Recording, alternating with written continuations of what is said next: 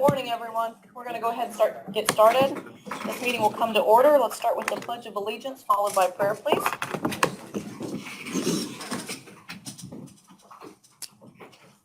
I pledge allegiance to the flag of the United States of America and to the republic for which it stands, one nation, under God, indivisible, with liberty and justice for all.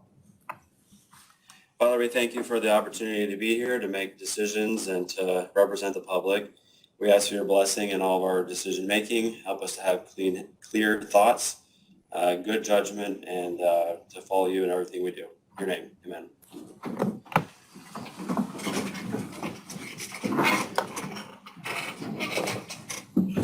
Okay. Council, the minutes from the previous meeting have been sent. Are there any corrections to the minutes? Make a motion to accept. Fred made a motion. Second. John made a second. Give me a pen, Tony.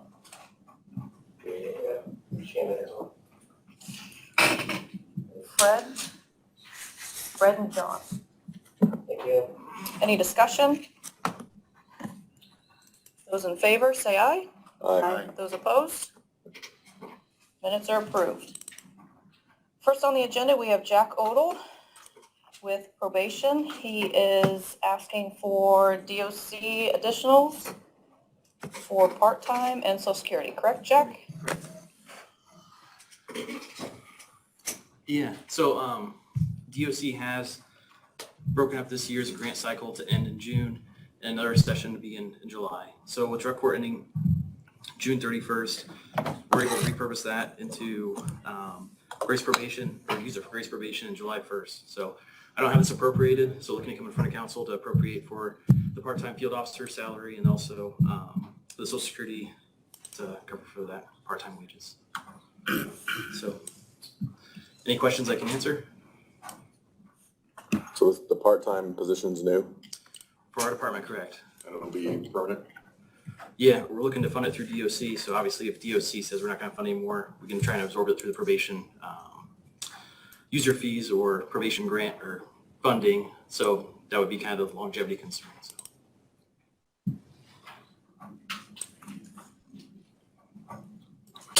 Any further questions for Jack? Do I have a motion? I'll make a motion to accept. Fred? Do I have a second? I'll second. Kathy? Any further discussion? Those in favor say aye. Aye. Those opposed? Motion carried. Thanks, Jack. Thank you. Take care. Thanks. Next, we have Jessica Bergdahl with the Health Department. She's asking for a couple additionals, a $10,000 for food inspector and $15,000 for the attorney.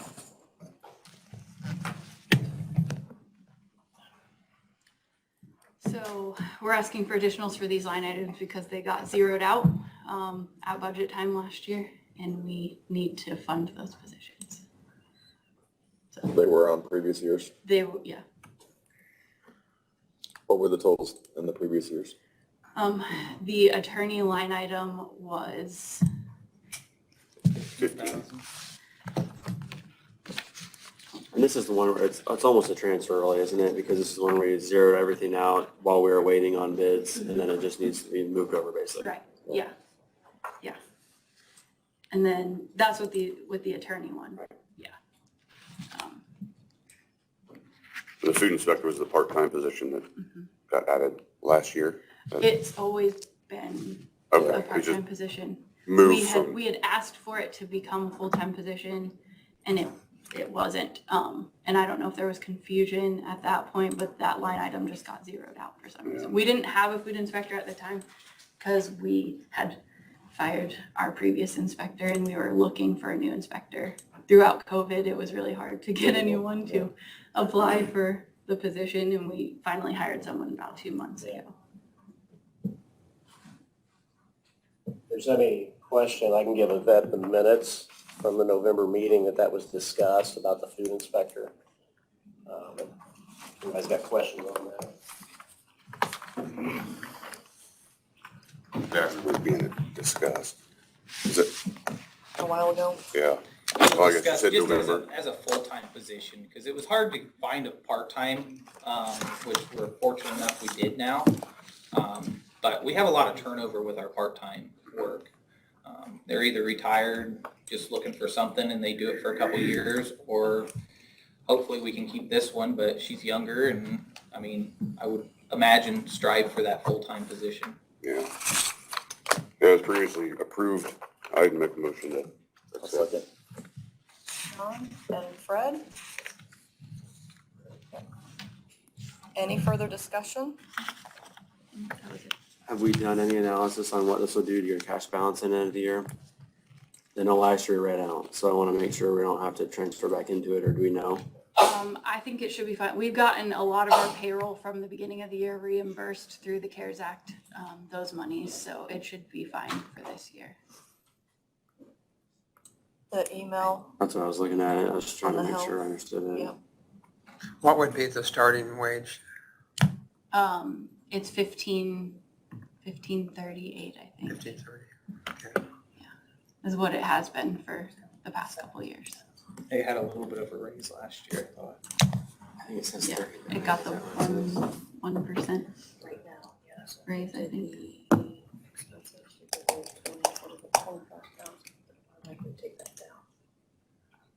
So this would put it in negative then, or it would no, just, it would still be good. okay.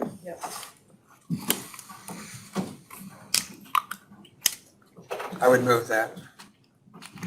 Dennis? We have a- Just a second. Right? Oh, Just need okay, to vote. okay. Any further discussion? Those in favor say aye. Aye. Those opposed?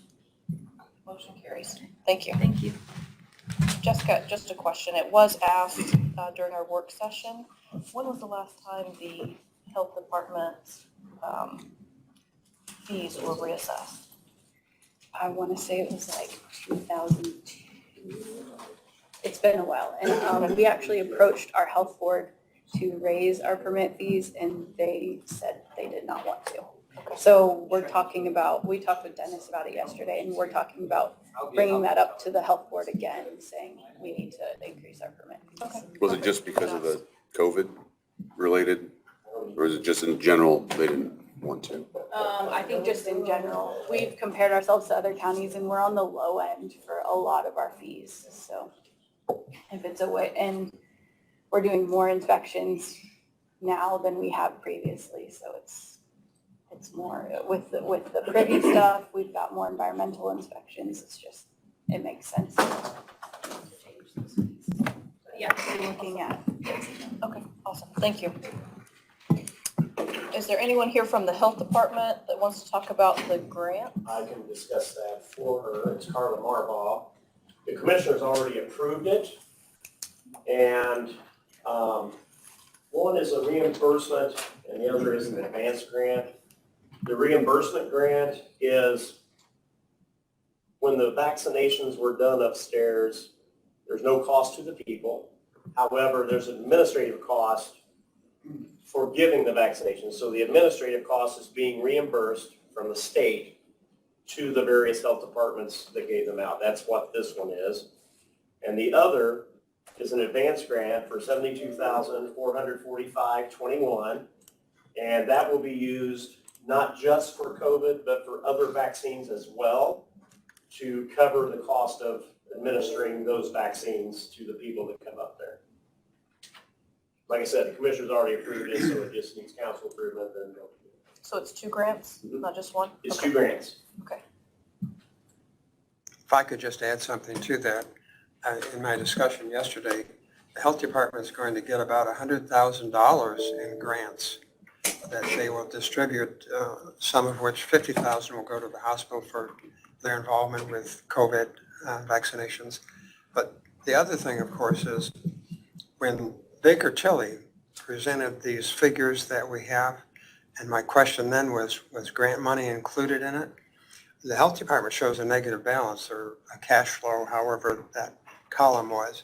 And I think it's misrepresenting the true picture of what's really happening through the fiscal responsibilities by way of departments. And so I'd like to have that identified by way of Baker Tilly. And the Highway Department has community crossing. That is, of course, they're a different accounting process than what we are. But from the standpoint of additional funds, those funds are never accounted for in the actual spending. So the spending actually looks more than we can budget, so to speak. And so I think that needs to be addressed at some point in time.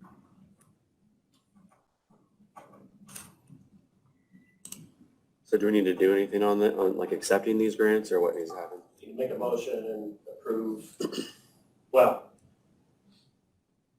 I would suggest you approve them because it's Free money, yes. Okay, I'll make a motion to approve, or accept, I guess. Second. Corey and Fred, any further discussion? Those in favor say aye. Aye. Those opposed?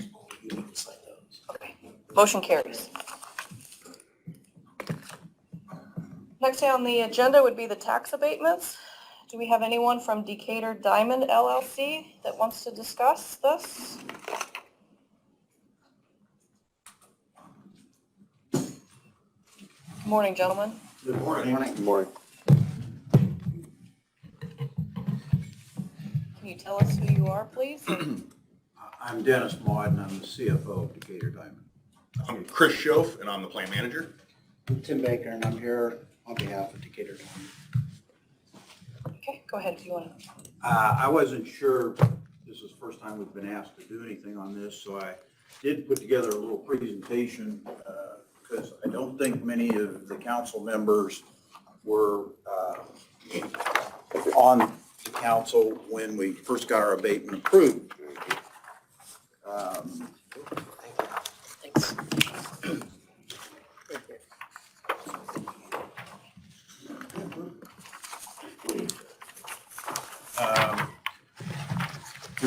For those of you that don't know us, we're located out near Preble on Highway 224.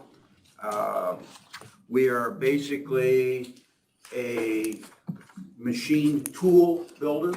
If you look on the second slide, there are some pictures of some of the tools that we make for various industries.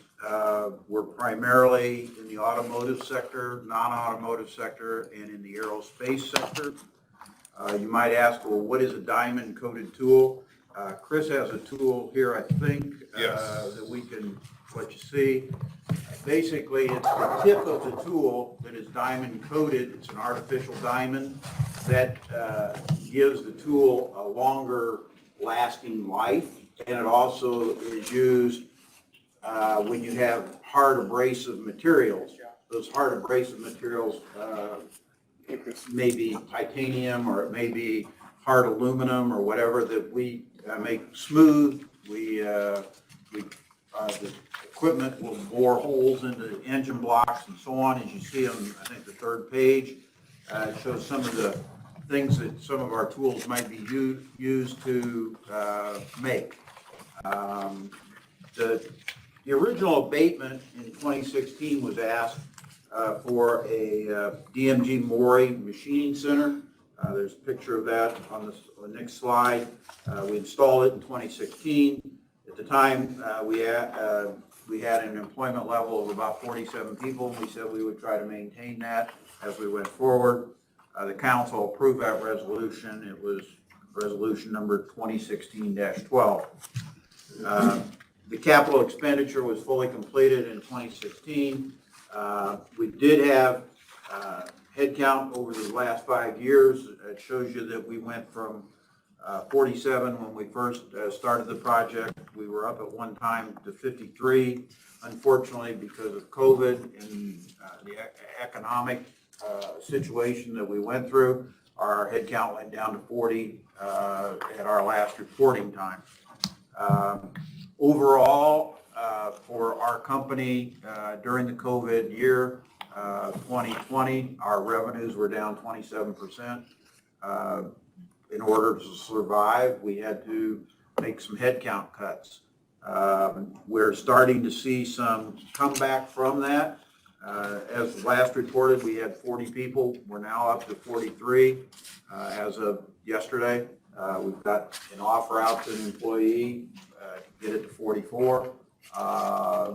We are continuing to look for people, but we have to have the employees that we're looking for have to have a little bit of qualification, so we can't just hire someone off the street. They have to have a little bit of knowledge, a little bit of understanding of how to work, and when they come to us, they're trained for about 90 days before they're kind of turned loose.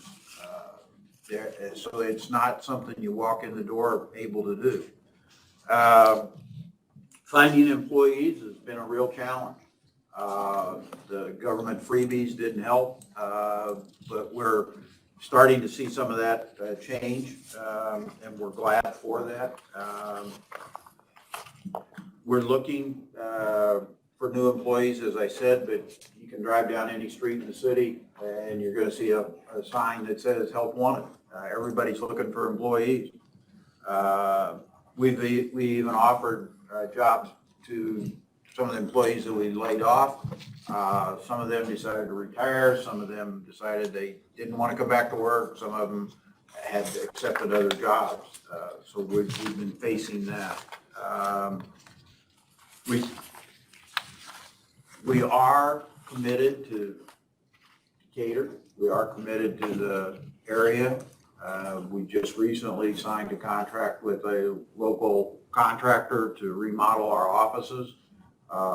That's going to be taking place over the next 60, 90 days, starting here in about 3 weeks. Our owner has made a commitment that he's going to acquire approximately $2 million worth of new equipment. We haven't made a firm decision yet as to where that's going. We have a sister plant in Tipp City, Ohio, which is just north of Dayton, and we're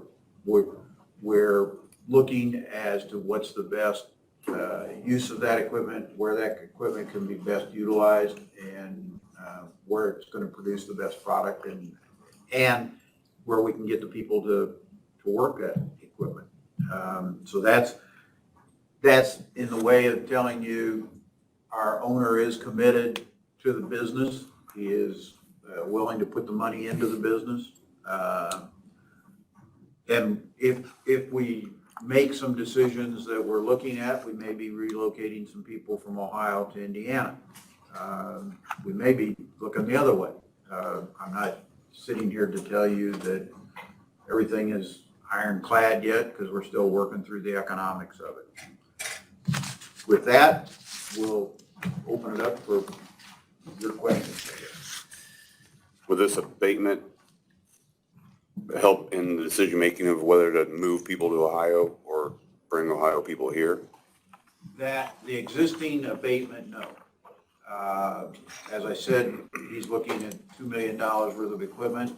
Quite honestly, we talked to Colton 3 or 4 weeks ago about coming before the council to ask for the potential for abatement on some of that $2 million based upon being asked to come and explain the headcount shortage. We didn't think it was appropriate to ask for another abatement, so we're not asking for another abatement at this point.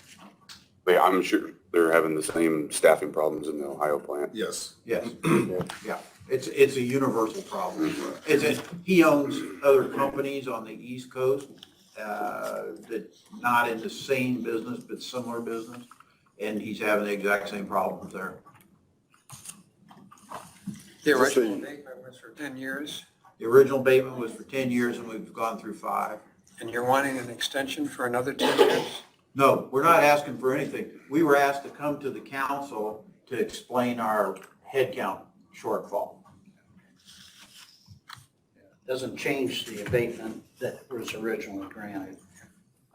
Simply an explanation to you of why there's a shortfall in the employment that was originally projected. There were standards, now below standards. When you get an abatement, you file paperwork that shows what you anticipate in terms of new employment or retained employment, and you also show what your annual payroll is based upon that. Because of COVID, the last 2 years, their employment figures dropped. And they're here today simply to provide you with that explanation. They're working to build that back up. The problem is that they haven't been able to do it as quickly as they'd hoped, in part because of the shortage of labor pool. You know, what Dennis referenced in terms of the new equipment, you know, they're here because they appreciated the support that was given by the council to begin with back in 2016. You know, it's the type of job you want to hold on to in Adams County. Yeah. How long have they been in Adams County? I know previously, you know, I worked out there for a while when the Right, I mean, previous it's owners. literally, Ed Daniel started out there in Pleasant Mills, Yeah. you know, moved into town. But with this particular owner, With this particular owner, he bought it in 2015, 2016. 2016. in 2016, okay. Right, It's been a little over 5 years he's owned it. yeah, I'm on my 4th owner now, we're working out there, I've been there 26 years. Tony, you have something to say? I believe there's a statute that allows, even if, I'm trying to think of how that statute reads, Julie, where you might be able to help me. But because of COVID, because of conditions of that sort, you really can't count that against There's them. a buffer there.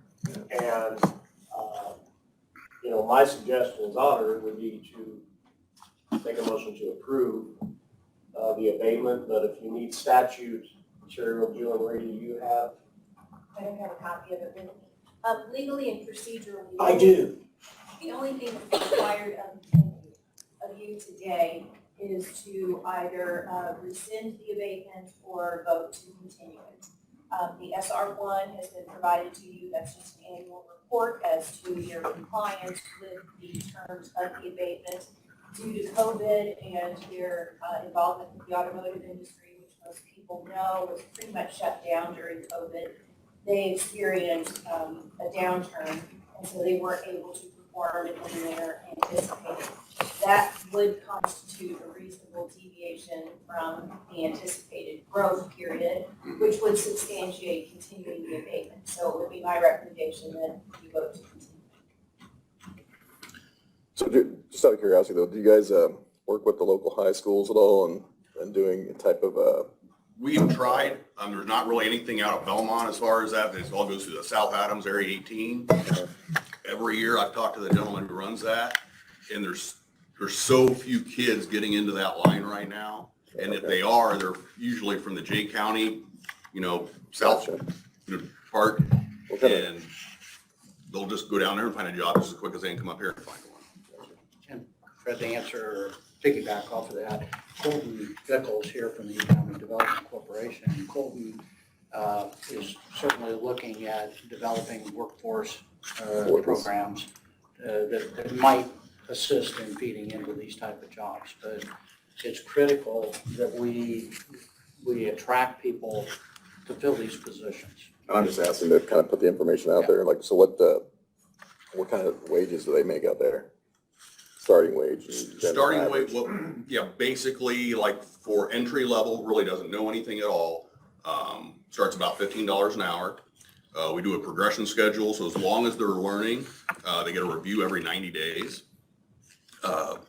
Look at what they've learned, look at where they need to go, get a 50% increase as long as they're progressing. So basically after the end of year one, they're at 17. Okay. And basically it goes on into year two. So after year two, they're right about $18 an hour. Then it goes into the annual reviews and stuff like that. I mean, to be honest, I've got machine operators out there making $50,000, $70,000 a year. So. Oh, good deal. I'd make a motion to continue. Second. Fred and John? John, did you make a second? Just stuff like that I think is good for people to hear. So. Any further discussion? Any further discussion? I had a question regarding on the last page of your offering here. Purchase of new equipment of $2 million. Is that in the future, near future, or? Very near. Near, yeah. Yeah, we're running product tests on various pieces of equipment to decide which pieces of equipment. And that's just two pieces of equipment. Yes. I think that's important to know, that it isn't cheap to run that kind of a facility.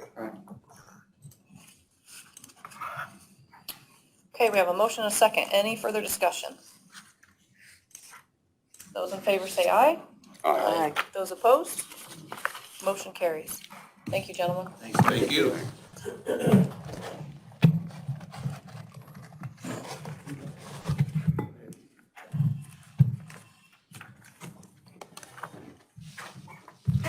there anyone here from JNR Family Limited Partnership that wants to talk? Good, how are you? Good, thanks for coming in. Taking that on, no? Okay. Well, it would have been up to me. If they're in compliance, I don't know of many that have come, unless they're not in compliance, just that's past history. Okay. Does anybody have any questions for Tony? So we just need a motion to continue that one as well? J&R would be real estate and personal property, 2 abatements, and they are way in compliance with the employees that they, so you could probably make a motion on just as one to approve both. I'll make a motion to continue both of theirs. Fred made a abatements. motion. Do I have a second? Second. John? Fred and John? Any further discussion? Those in favor say aye. Those opposed? Motion carries. Okay, next on the agenda is Tony and Ed concerning the tax software contract. This was discussed at our work session last month, and I think they're coming just for the official consensus. Is that correct? Yes. Yeah. Yeah, we did want to introduce Ed. He drove all the way up from Scottsburg just for what should be about a minute or less, hopefully. So as you know, we've discussed this ad nauseum. It's needed. And Ed is here in case you do have questions, but during the work session, I think we had a consensus with Paige here that since the revenues are there, you pay it one time, we get a 20% discount or $20,000 discount, 10%. Right. So it would be $204,000 for the software, and I believe $36,600 for the maintenance. Correct. So we would just entertain a motion. Well, I guess that's your job. It used to be my job. So you just need a motion to proceed and with the purchase? Motion to approve it at that amount. With I a don't know a one-time whole payment. lot about it yet. I didn't catch a whole ton about it, so if you don't mind maybe just refreshing me on what it does or what it On the helps with. tax software? Yeah. Is this replacing existing It is software? replacing MVP, which is probably not even MVP anymore. It's Augmentum, Yes. which was Harris, which was, Thomson Reuters.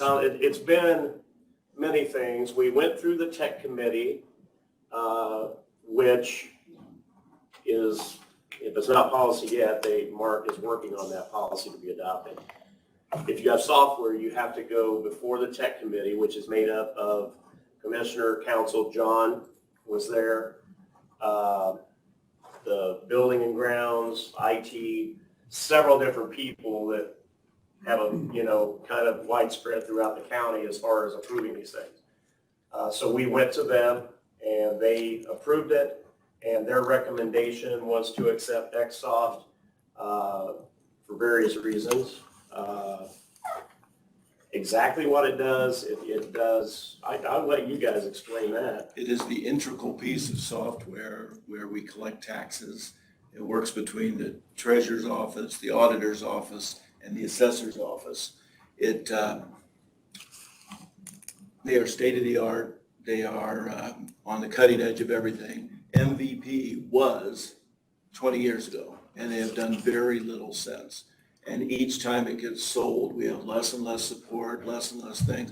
We have computers crashing in our office regularly. And Mike wasn't even able to get it going. Yeah, either. Mike Brown sat in our office, my office, for 4 hours and could not get this thing going on the line with MVP. But It's time is worn out, and we need something new. We did our due diligence.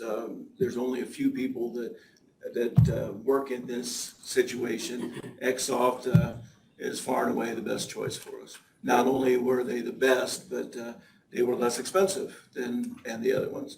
And we didn't even look at that first. We looked at what was the best, because we're looking for a long-term relationship with these people.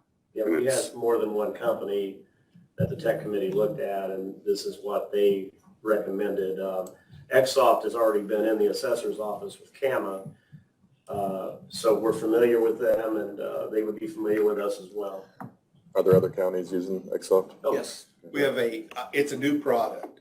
It just came out a year ago. We got it up and running. And we You waited have a an year advantage. to do The it. guy who is over the project lives 25 minutes from here. And I told him I'd give him his home address if he ever has a problem. I think it's like going from Alta Vista instead of Google. Yeah. And now we're getting Google. Alta Vista is just not, or MVP is not updated or maintained anymore. Yeah. Like it should be. And then you said it's 200,000 one-time upfront cost, 204,000. 204, and That's then with the $20,000 off for paying it all at one time. like that. Okay. And then it's, what did you say, it was 36 every year thereafter? 36,000. Which is less than the other company was 51, 52 for maintenance. Just so you understand, our annual support, let's say Tony leaves auditor, and a new auditor comes in, we'll come and train them. That's part of your annual support. Every year, the legislature changes something, so there's legislative updates. Those are included with your support. It is freaky, and it's been big counties like Lake, maybe Allen, that there was a charge for something. There's never been a charge for a smaller county. And I'm using our CAM as an example. And it's the same, we're using the same theory on support as we did then. They'll have a support person assigned to them. If they have a problem that needs to be resolved, they have the phone number of every support person. They can call another support person to get the problem resolved. And this doesn't take effect until We're 22. paying, yeah, they're allowing us to pay in January of 22, but they're going to give us a sandbox, if you will. That's what I was getting at. Okay. We'll have that right alongside MVP as we go through the fall collection. And that way, after January, they'll already be familiar with Exsoft and its process and so forth. And as it is currently with MVP, Augmentum, everybody that's in tax has to get out for, a couple of days or more. These guys will do it overnight. They will shut down our office for hours and hours, even days, shut every computer down. MVP will. And we can't operate like that. We just can't. So the annual fee provides tech support, training, upgrades, and all the stuff to. Your keep us IT running. person doesn't have to download updates or anything. We do it at night. You do it, okay. So the next morning they come in, they know the update's there, and the updates are already loaded and ready to go. One example is when we put our things online, our tax bills online, it's what we mail out in the spring. And today it'll be what's mailed out in the spring, even if they're late and those late fees aren't included on there, because they only do it once a year. These folks will do it every day. It'll be done every single day. So you go on and it's just everything's current. And that's what we need. And you said the upgrades are included, so as you guys improve there's not extra fees for the improvements. No. CAMA software they talk about is very well accepted throughout the state, and that's what the assessor's office uses. And this tax software merges with that. It just syncs everything up. There's quite a bit of back and forth that goes with that daily and weekly. And in the event of any type of crash or anything, there's a backup of some kind, so all information would not be lost. Right. Is it a certain term agreement, like how long we're in this? No, I mean, you can cancel it whenever you want to. There's not a thing where you're stuck for 20 years. Okay. Yeah. You know, if something else comes along, I don't see these guys letting technology, I'm the oldest guy around. all these young guys, I don't think they're gonna let anything slip up on technology. They're gonna keep things up to date. I can say, because it's out now, we've had auditors all over the state ask us to do financial software. It's being developed now. It'll be rolled out in 22 sometime. MVP has a 30-day written notice. If we want to end our thing with MVP, we write them a letter that we're ending it, 30-day notice, we're done. So what we would like to do is to get Xsoft installed, up and running. We'll do the PlayStation sandbox situation. We'll keep MVP and until we're completely through the fall settlement and just basically flip a switch and the next morning we start with Xsoft. Payable January 22. Yes. So we need I a would say it'll be billed in, so you probably won't have to pay it until February. Okay. So we need a motion to accept the purchase price and at least the first year's And maintenance. maintenance agreement. And then you need to decide if you go with the one-time payment or the 5-year payment. And it's recommended we do Yeah, the I think one time. that sounds like I have a we should. question relating to the maintenance contract. When was the last time you raised your prices? It's probably been about 3 or 4 years ago, and it went up 2%. Went up 2%. Do you have any projected increases for us? I don't think, if he does, it'd be 2%, but he has not said that they're going to project an increase yet. Of course, every company has those increases over time. I understand that, but you said the previous owner of the software was $52,000 a year? No. MVP. I said the other company that was presenting to get this contract. The other bidder. Okay. MVP. Oh, that's right. MVP is actually lower, but we don't get support for that. Zeros. So we're paying money for nothing. So I'd rather pay a little more and actually get the support. I've been with this company this is my 8th year, and to be honest with you, I think it's only gone up 3% in 8 years. They're not out to gouge counties. All of us are former county employees. I'm a former auditor and councilman from Jackson County, and all of our support people have either come from county government or former state employees. The guys who started this company all from the Department of Local Government and Finance. Back when, DLGF, back when I was there, it was called the State Tax Board. Did you say we are paying a maintenance fee right now then, or not? Yes, we are currently paying MVP a maintenance fee Not yet. basically for nothing. And how much about was that? Just ballpark, I I mean, should have that number, 20-something. 28,000 if I. okay. in that- So we're not really going a whole 30-some thousand extra, you're just going the difference, which And is, like I said, the other company that presented was at 52. right. John, you were in those meetings. Do you have anything to add, or? My opinion needs done and Just how? yeah. So where, the 200,000, if we do that all up front, do you have suggestion on which account that comes out of? It's going to be under the auditor's budget, even though it's for several offices. We'll go ahead and put it under our budget. And when Paige was here in that work session, she's the one that said we had the revenues to pay for that outright, and you might as well save $20,000. So we have it. I don't know if we've decided exactly where that's coming out of at this point, but there are several things it could come out of. So, well, here's the thing. It's not going to be billed. Let me backtrack. It's not going to be billed till January, probably payable in February. By then, we will have done our budgets. I've got that built into my budget. Okay, perfect. Does So, that make sense? yeah, I that's, kind of said that wrong in the first place because you're making me nervous. no, sorry. I'm supposed to say that out loud? Yeah, Oh, be honest with me. Well, I'd make a motion first off to do one purchase price and save the money.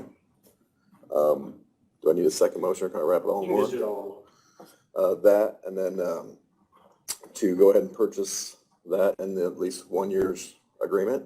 And that would be an annual budgetary thing for every year, right? So, Now, will they have to, doing it that way, will they have to come every year and ask for the service? no, he just put it in his budget, right? Yeah. Okay. In our budget, yeah. if there are increases, we'll just have to build that into our budget. I'd have to come before you guys every budget cycle to say, hey, if there's an increase. Second. Okay, Fred and someone over there, John. Fred and John. Any further discussion? That's a theme today. No further discussion or questions? Those in favor say aye. Aye. Those opposed? Motion carries. Thank you, gentlemen. Thank you. Thank you. And Commissioners, you can sign. Next on the agenda is Miss York with Golden Meadows. Morning. How are we today, ladies? Good, how are you? Good. You have clarification on some wage classifications. Correct. So looking at this salary ordinance, it breaks it down pretty clear for me that a part-time person in our dietary department, they're classified as cooks. If they come in with a Serve Safe certification, they're classified as an NE2. No Serve Safe certification, anyone, pretty cut and dry. Called and talked to Corey regarding some other issues, trying to understand the salary ordinance and how to determine how to pay people when they're hired. We noticed there was maybe some discrepancy on what was intended to be improved and what was actually approved.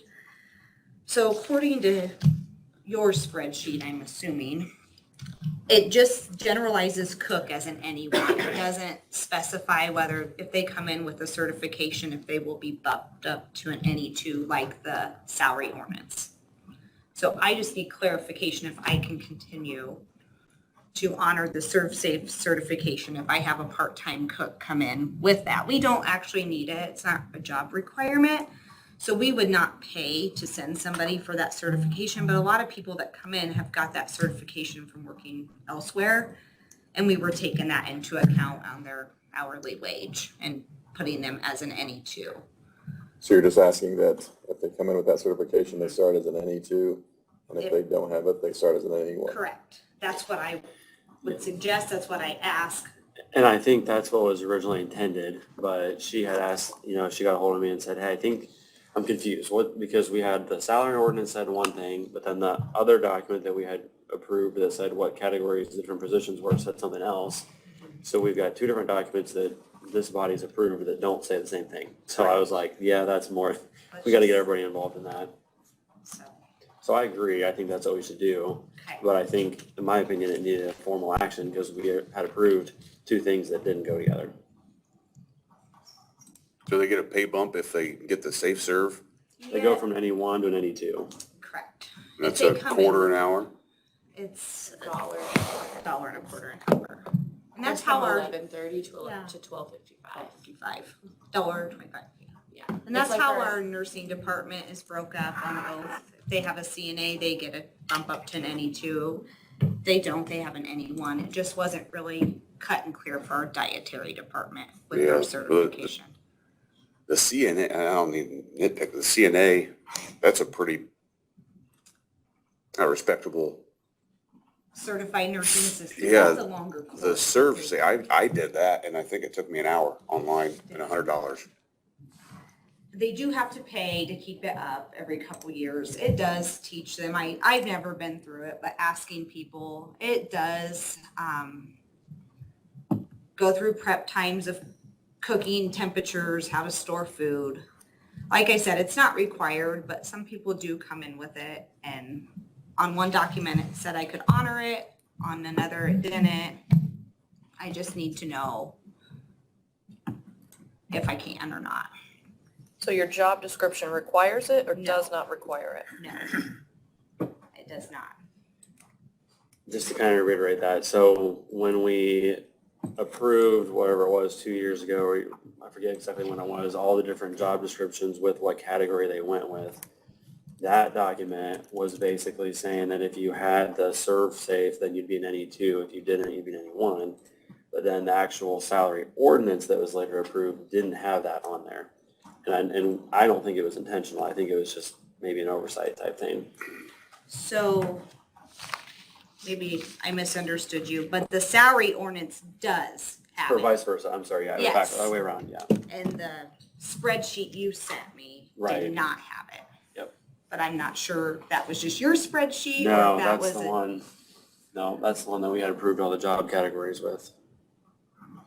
Yeah, that's quite a pay bump for a I know. online Now, the other course. thing is, when this originally happened, your predecessor she was the one, the only one, I think, that came in when we made all those changes, and Tony and Stan, you guys were here for that, who kind of said, I don't know that that's a lot of money to be paying these people. But at the same time, we had already said, okay, if any one is the lowest that we're going to offer, we need to be consistent. We can't just sort of cherry pick, who we offer that to. So for consistency's sake, we got to move them all up to at least the NE1. So it was a big raise for all of them at that point. But yeah, for some reason, we had made that decision that they go to 2 if they had the serve safe. I don't remember why, and now you can't hardly take it away from half of them. That's the problem, that it's already in place.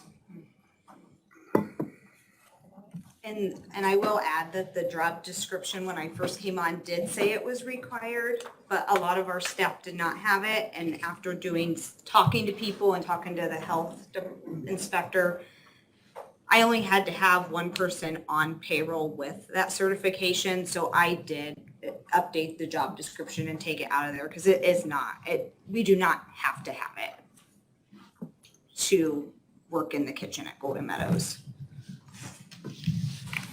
Tony, did you?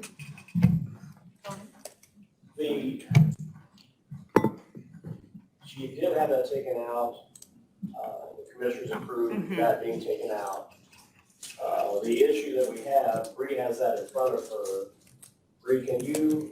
On the past salary ordinance, there's part-time cook with CertSafe, which is an NE2 at $12.43 an hour. And then there's part-time cook without CertSafe, which is an NE1 at $11.19 per hour. That was what was approved at last year's budgets for this year's salaries. Which is kind of, I think, what Danielle is saying. Mm-hmm. They don't have to have it, but if they come in with it, they would be the NE2. If they come in without it, it's the NE1, which is already in the salary ordinance. Correct. So I would make a motion to follow the salary guidelines. Yep. So the other one needs to be updated to be consistent. I'd second that. Okay, we have Fred and Corey. Any further discussion? Those in favor, say aye. All right. Those opposed? Motion carries. Did you have questions concerning the CNAs then? It seems like there was Well, questions concerning that. the only thing I will add, and I don't know going forward, we will do what we need to do. I will add that I have a lot of full-time employees that are listed as a CNA, but they are not CNAs, whether they did not renew their certification because they have to keep up every 2 years and get their hours in, or pay just like for me as a nurse. I have to pay every 2 years a license fee to keep my license active. So whether they come in as a CNA and they didn't follow up, they're listed as CNAs. They are not currently CNAs. We do work with them on getting their hours in, but we don't pay, like we do, Kendra and I reach out to different nursing homes, ask them to get their hours in, but we don't pay their renewal fee. I don't know if you can take salaries down after they've already. Well, they're not maintaining their Can requirements. Can we, legally, can we do that? Can we just bump them down? I'm learning, so I don't know. Can we find out if that is the case as far as like, let's say there's 5 of them, did all 5 of them just let their license lapse, or, and then if they did, how hard is that to get? I mean, do they just have to pay a fee, or do they have to go through some more classes again? They have to do 8 hours of training at a nursing facility, and we do reach out and get them set up, and we help as much as we can to get them to do that, but they do have to pay, I don't know, nursing is a $50 fee every 2 years. I mean, I think if that's their classification, they should meet those requirements. And the same would go with the ServSafe. I think that's every 5 years, they have to pay a fee of some sort to maintain it. But I just didn't know if I was able, if they're not maintaining, to bump them down. I mean, that might give them some incentive to keep their license active, but Well, that might be something that I think we need to get. Golden more Meadows information. may have to pick up the tab eventually, maybe get that set up. Because typically in training, career training, in my past, it's been picked up by the employer. And and then if you have to maintain it. I mean, sheriff, your deputies have to maintain training or they're let go. They lose their powers. Yeah, at no cost, no cost to them. But if we don't require it, like, is that different? Because we don't require. our Yeah, if nurses it's to not have a required, CNA. then, We would still have to pick up the tab for it, or would that be on? if it's not required, then there would be no issue. Yeah, like. but we could just bump them down if they don't maintain it. Yeah, you're Yes. failing to maintain your Okay. Yes, they have required. We requirements. thought that, it was just a question we were. We didn't know if we to could ask. take them back down and say, hey, if you're not maintaining it or Mhm. Okay. doing I think it. we need to find out who's interested in actually being a CNA, and if if it's not required, obviously they don't have to be, and their wages should be adjusted appropriately, but, going forward, then, if they're going to be a CNA, You're talking about a little more than 10%, right around Yeah, I 10% mean, but they- increase or decrease in pay by they've failing got to maintain requirements, your. they should definitely maintain those requirements.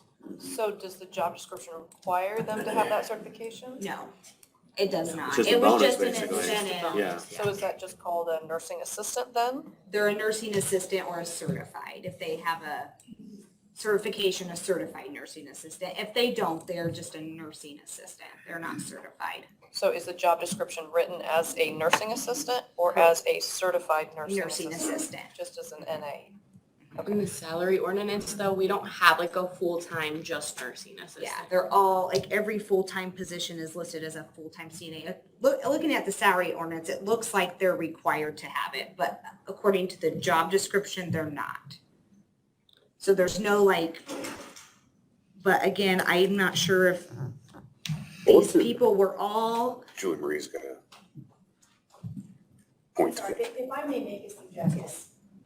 If you are going to change their pay based upon them not getting a certification, may I suggest that you have some kind of caveat giving them, say, 6 months to get certification? Yes. To give them notice, so they won't suddenly have to run pulled out underneath them if they don't. yes, that Yeah, we nobody are, should lose their wages right now, but there needs to be steps going forward to either, if they have no interest, then they can be adjusted, I would say. But if they have interest in getting that qualification, then, but they need a timeline. okay. Until the end of the year. So, if I hire someone that has a CNA, can I be upfront going forward though? If you don't, your wages will be adjusted. Yes, as long as they have due proper notice of Okay. it, it will be fine. Okay, And they should also, I think there should also be something in there that states clearly that they need to maintain those certifications and to keep their requirements. wages at current. Okay, And I guess one quick question. Does all this have to be re-implemented through the commissioners, then to the wage appeals board, and then brought back for final? I Or don't think so, will because it? we're not changing anything. We're just It can just be basically done saying, hey, here. this is what it says. Follow, yeah, you're good to follow it, I would say. She is right, there is no full-time, just nursing assistant on the salary ordinance. So we at least have to do a 144, because right now it's just full-time CNAs, NE2s. And then there are part-time CNAs, which are NE2s. And then there is only one part-time nursing assistant, not CNA, as an NE1. So there is no full-time nursing assistants on the salary ordinance. Yes. So looking at it, anyone who got hired in as a full-time in our nursing department automatically goes to NE2 according to our salary. Oh, I was just asking Yeah. for clarification, so So that we don't have wouldn't to do this again no. Right. and go through different So it channels. would just be a 144, give them proper notice, fill out the 144 to change their wages after given a notice, a time notice. So I guess my question is though, in order to have an NE2 or in order to be an NE2, it says that you have to have a certification. So if you're not requiring the certification, they should be an NA1. Well, I don't know if don't we have, educational, I'll call it enhancements or whatever, if people get a bump for, even though it's not required, if they have more education? You do. Now, I guess I'm a little bit confused too between the salary ordinance and the other one that we approved that has all the different positions with what they are. So it's like, You have to go by the salary ordinance, and the state board comes in, they're gonna ask you for the salary ordinance, what you guys think about. okay, because like on the one that, because we didn't approve it, you know, I realize it may not have been the ordinance, but the one that we approved on my list, it just has nursing assistant, CNA, NE2, nursing assistant, no CNA, NE1. But somehow that's not jiving with the salary ordinance, is that what we're saying? Correct. Okay, so I guess what is the procedure to fix the ordinance up They to would match have to that? do- If they do a 144, we can get that added. So they would do a 144, then I'd put on a salary ordinance for you guys to approve. And then once you guys approve it, I can add it on the salary ordinance. So do we need to do something right now? It'll have to wait until July now because I don't even have, I mean, it's not on the salary ordinance for this month. Right. So you have to do a 144. To me, we can do it in July. And then I just need to come back in July for that Yes. meeting. Okay. I will- But it should be a walkthrough because we Copy-paste, yeah. have it We already figured it out. arranged now. Okay. So Okay. really it depends on the people and what they want to be, honestly. Okay, so just so I'm clear, an NA is an NE1, just a nursing assistant. If you get that certification, then you're The CNA, CNA and you're NE2. NE2. Okay, Okay. clear? Clear. Are we all Yes. clear? And cook without serve safe is 1 and cook with serve safe is 2, same idea. Okay. John, are you okay with that? Because I know you had some discussion concerning It- that. that sounds like an incredible increase for a 1-hour class online. It was in my a opinion. $1.25 difference an Yeah. hour. And it's, Right now, though, that's what the It's salary really simple. ordinance it's says. take chicken, wash your hands, Yeah. chicken goes to 145 and it's a really basic. Which I would say the purpose of today was basically to clarify what is it right now supposed to be. I think we got that figured out, but if we need to change it, that's kind of what you're coming at. Yeah. I mean, in my opinion, it's really a novelty. It's something, no offense, Julie Marie, but it's something lawyers came up with, I think. Well, this body, no offense. Class. How those lawyers are. So is that something we want to discuss at budget time maybe then, to look at that, or? Probably look, it's gonna be all retroactive. I don't know what the turnover is for Cook there, but Well, we're again dealing with what other people are, just not finding much help. And that is a little bit of an incentive. A lot of people don't come in with it. They don't maintain it.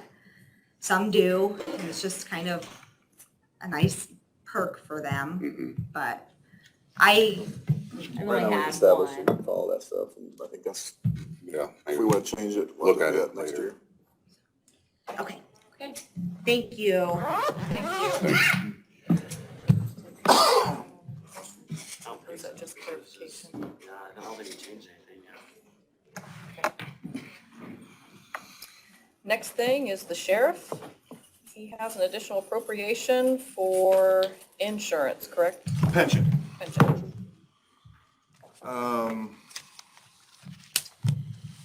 The contributions, they're suggested, there's 3 different levels that the county can contribute to it. There's a low, a minimum, and there's like, extra, you're putting extra into the pension. Previous auditor had always put the lowest amount in, and every once in a while, there's a catch-up, and that's basically what this is, because the report we get from the actuarial, Co-America basically states that was put in, we're gonna be $42,753 short by the end of this year. And so we need to make that deposit into the pension fund by December 31st of this year. So it's still coming out of my lit, that's where it's gonna come from. So I'm asking to go ahead and make that additional request out of the lit, public safety lit, to make this one-time payment to get us caught back up. And then next year, as far as the budgetary, I have put in that middle, or Number. that, the county should be putting that middle Middle number. request and not the low ball. So That's what this 42,753 is for.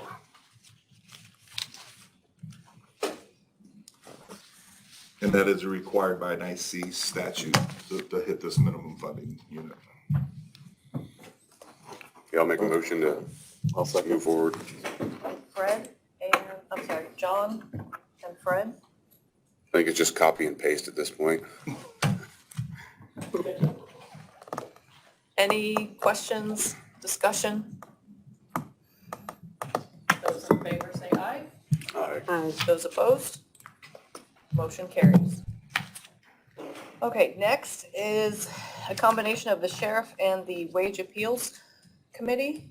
Corey, you wanna, or who wants to Sure, talk about yeah. that?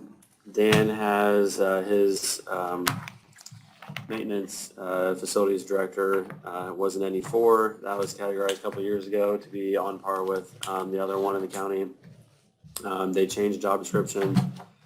So Stan, representing commissioners, was there this morning as well. And I think we all agreed that looking at what they're doing, looking at adding in the extra responsibilities, in key part was the machinery type part of it. So he's going to be taking on servicing all the vehicles. So adding all of that, basically we agreed that we think it should be recategorized to a 6, with the caveat that he's going to be getting back together with commissioners to add in some like continuing education, credit certifications, things like that. So contingent on them approving that, the recommendation from the wage board was basically to approve that request to a 6, contingent, and that they would get that worked out before I think August. August 3rd, I'll have a new job description with the 16 hours of CCUs added to that job description by August 3rd. Yep. And then you have 1 year from May of this year to get those 16 hours in for that first year. If this board approves the 6 retroactive to the May date. It was 5. I don't care. 5/24. Yeah. Whatever that date is, he has 1 year from May 25th to get those 16 hours in. So would this will be a new requirement for this position as a whole then? It's not The just for this individual? CCUs? Yeah. The pay The head grade. mechanic, that position will be any 6, no matter who it is, and they'll have requirements to meet? Correct. Okay. That is correct. And that's one reason why we put in the CCUs is so, because there's really not a lot of other certifications required for it. So we want to make sure you get somebody who's in there, has knowledge, and then he maintains that knowledge over the course of his career. So Fred, the head mechanic though is out of the highway. We're talking about the Grounds The maintenance, facility maintenance, that's what it was which compared is to, is with the 515 on mechanic at the, salary ordinance. Oh, gotcha. Yeah, there are 2 different ones. that's kind of what I was comparing it to, was the assistant mechanic for county highway.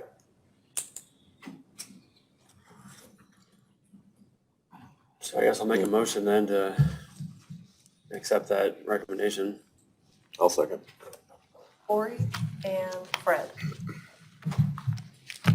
Any further discussion? Those in favor say aye. Aye. Those opposed? Motion carries. Okay, the other matrix, that will be done at fall budget talks, correct? Perfect. So, thank you guys very much. Thank you. Yes. Matrix is, yeah, we're gonna wait till. Yeah, perfect, thank you. Yep. Okay, next on the agenda is Dennis. There he is. There he is. Dramatic entrance.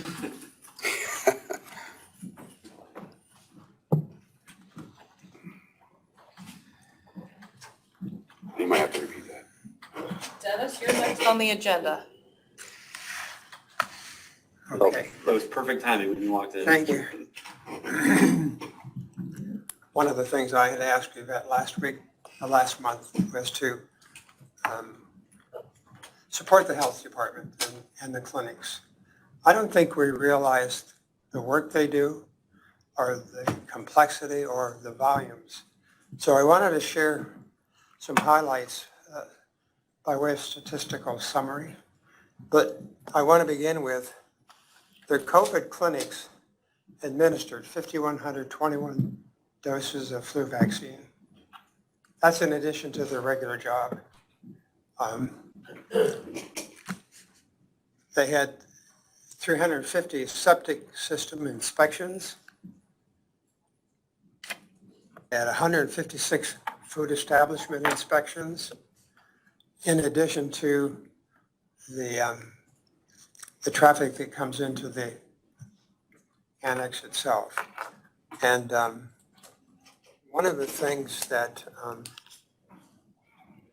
came out of my discussions with them yesterday, and it isn't really related to the health department per se, but when we got into the matter of physical assets, one of the employees had to borrow a computer from the central supply, so to speak, because theirs had failed. And we got into a discussion of, well, how much equipment do you have? Well, I've always been process oriented. And one of the things that I've always done wherever I've worked, they've had equipment tagged by way of inventory. And then we got into a discussion of, well, how often do you replace it? How do you know when it's lived its useful life? And when do you do preventive maintenance, like putting telephone poles up, you know? I mean, we're stopped almost every street we travel anymore by way of AEP or the contracted employees. And so maintenance or projected usage or life of our equipment is a critical thing, I think, and it would also help in the budget process. My hope is that we can get to the point where we have a 5-year budget plan by way of either salaries, equipment, expected or anticipated expenses by way of materials. I know it'd be a difficult thing to do, but I think it's something that we need to do by way of budgeting process. We're looking at long term. I think our wage and salaries program has worked out very usefully.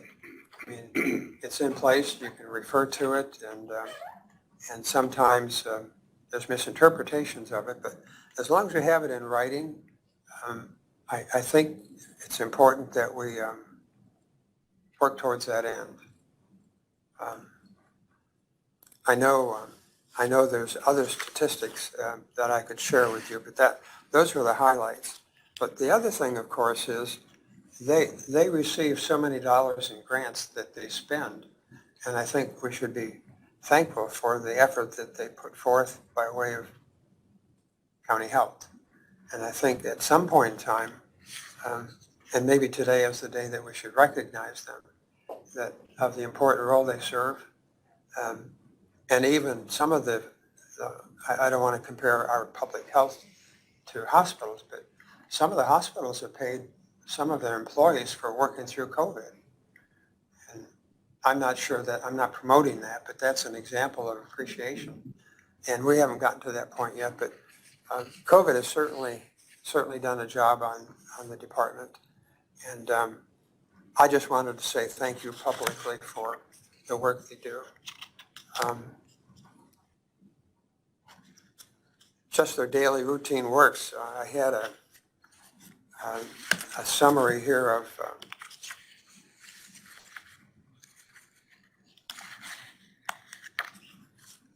their routine daily activities, and it dealt with death certificates, birth certificates. 804 birth certificates were issued. 1,277 death certificates were issued. Now, we didn't have that many people die in the county, but that gives you an indication of the volume of work that is in addition to what COVID did for us. And I think they should be commended for their work.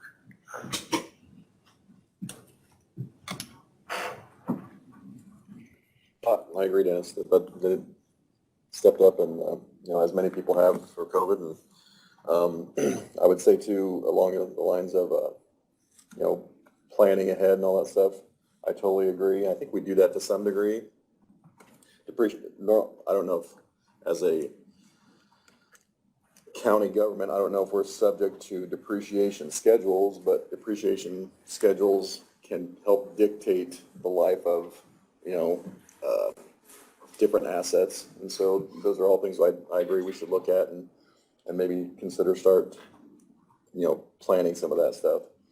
So we have a little better idea going forward. So, although right now may not be the time to hash all that out, but Well, I and that know was what you're saying. one of those, that capital development plan was one of the things that we had talked about with Baker Tilly that they can do. And I know we had sort of tabled that to say we can come back to it, but, But I'd yeah, rather I'm us fully in do that agreement, too. though. I'd rather us do that than paying a Well, yeah, bunch of money for somebody to do whoever, it. but I agree. I mean, we can't ignore it because all of a sudden you get a big, huge bill right in front of you and you're not ready for it. There's one other thing that I wanted to comment on by way of wage and salary and appeal process. We have an HR person in place now, and I'm wondering if we can't streamline the process by way of, when you have wage appeals, if the human resource might be the first contact so that maybe it can be explained and we don't have to debate dollars and cents in public in the sense of what we do regularly. And possibly the HR person can clarify the actual salary schedule related to the job that they do. And so I think that might be a thought that I would offer for general consideration. And I You're would take, suggesting the HR replace the wage appeals? yes, yeah. It would be like, the only thing I can compare it to is that a judge in a court of law does not review his own appeal. I mean, it's always done by somebody else. And I think it would take you two out of the picture by way of time and embarrassment, by way of having to defend what we would know is what we've accepted. And so I'm not sure that I'm saying to protect you, but it would keep you from having to spend so much time on task when it could be interpreted through the HR person initially. Well, we did talk, Stan and Henry, and actually all four of us talked this morning about it might make sense for her to at least be on, be in there in those meetings. I would say definitely. That makes a ton of sense. So, because we had that meeting this morning and said, hey, why not have her hear some of this stuff? It just would be helpful to have someone who's here every day, know what's going on. And I think that would probably make a lot of sense for her to be involved, to be kind of the first go-to, because you're right, we repeat ourselves, over and over and over again. And she could be kind of the one that says, hey, policy is X, Y, and Z, whatever, and can organize it. I still think we need to have that board because it's a representation of the commissioners and council to make sure that we're all on the same page. And, just like today, the decision to add back into the job description, we had one of the commissioners there to say, what do you think about that? And they were there to say, yep, that's a good idea. So I think it's still necessary, but I agree to have her involved, or maybe the first point of contact makes a lot of sense. Well, I checked with the commissioners to see if that would have been part of her job description, and it fits in with what we hired her for, basically. Not that I want to make more work for her, but we don't go through many of these appeal processes anyway, so it's not going to be a cumbersome task. Yeah. She's on the hook already.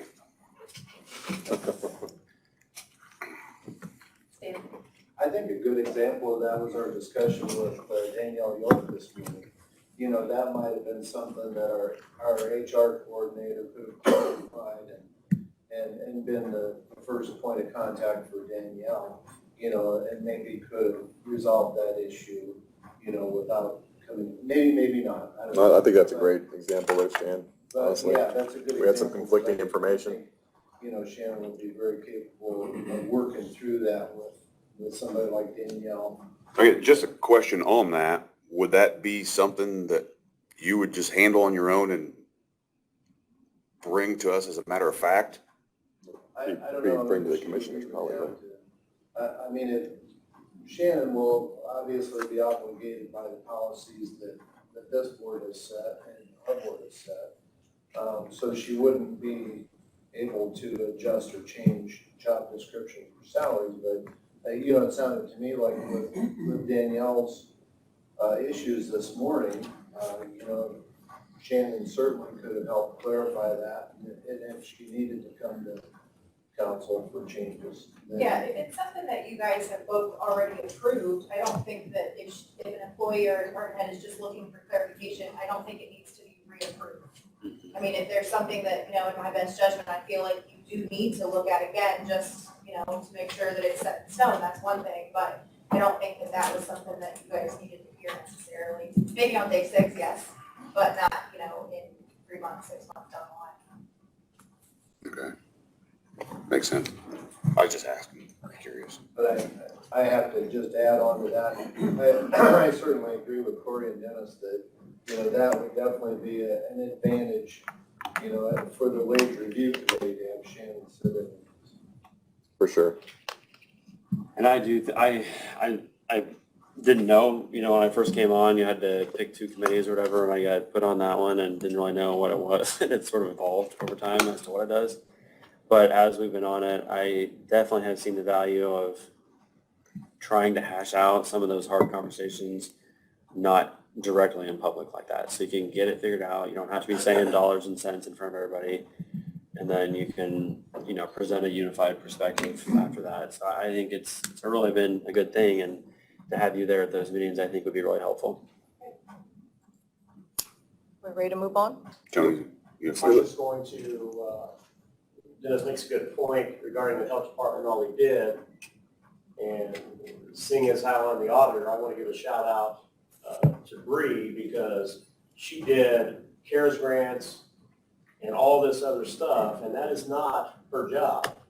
She took that on herself to help them with all those grants, and I don't know that there's a day that John August isn't over in our office seeking help with grants. Carla's been, so Bree does a lot regarding that as well. I just wanted to give her a shout out along with the health department for that.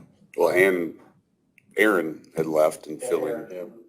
And now we Those have the shoes. ARP funds that Yep. your office is Should dealing be with. doing, Yep. well, our office will be doing, commissioners and council will be putting together, by the way, that may go when they would want. Oh. Nothing new at all, really. So, Okay, so moving on is Julie Murray. Do you have things to present? Yes, just one thing. I have proposed resolution 2021-11. I believe I sent some information out to everyone. Essentially, there is a statute that allows for the auditors and treasurers to waive, negotiate, settle tax collection issues. And we have been doing that in accordance with the statute here in Adams County. However, we didn't have a resolution. And the state treasurer has asked that all counties pass formal resolutions adopting the statute. So I prepared it, and it states as follows. I have all the statutes done. Therefore, be it resolved by the County Council of Adams County, the treasurer of Adams County may at their discretion waive, negotiate, settle penalties and accrued on delinquent property taxes imposed by Adams County. Said negotiated agreement or settlement shall be in writing among the county county auditor, county treasurer, and the taxpayer or taxpayer's authorized representative. And upon execution of said agreement, the auditor shall provide a copy of said agreement to the taxpayer or taxpayer's representative. And the auditor shall properly document the action and provide a copy of same to the State Board of Accounts upon request. So this is what I would propose. This follows the language of the statute, and this would in fact adopt as a resolution the codified procedure by which Adams County has been conducting itself all these years. Resolution 11. Yes. 2021-11. Like I say, it's what we've been doing, it's just that the state treasurers association wanted resolutions in the counties just to verify that. Is that correct, Dave? Yes, and that verbiage actually mirrors the state statute. So we just need a motion to accept? One make a motion to accept. Or adopt. Resolution 2021-11. Resolution 2021-11. Is that correct, John? You did make the motion? I made, yep. Okay. John? I'll go ahead and make, I already had it penciled in. Any further discussion? Is it, if someone doesn't pay their taxes, then you and Tony work together to write it off or No, come we to an do not agreement write off or? taxes, but Okay. there are situations where a mistake perhaps has been made, and there was just one, that was brought to my attention this morning where a customer came in and, or a taxpayer came in and wanted to pay on, they were on tax sale, and their house was gonna go through that process. They wanted to get out of that. Our, one employee, our seasonal employee, paid the second installment instead of the first installment. So that was a mistake. There was a $1 penalty that occurred. We waived that $1 because that was actually our mistake. That they still have to pay the taxes. We can waive penalties and fees, which are minimal. Any further questions? Okay, those in favor of this motion, say aye. Aye. Those opposed? Motion carries. Thank you.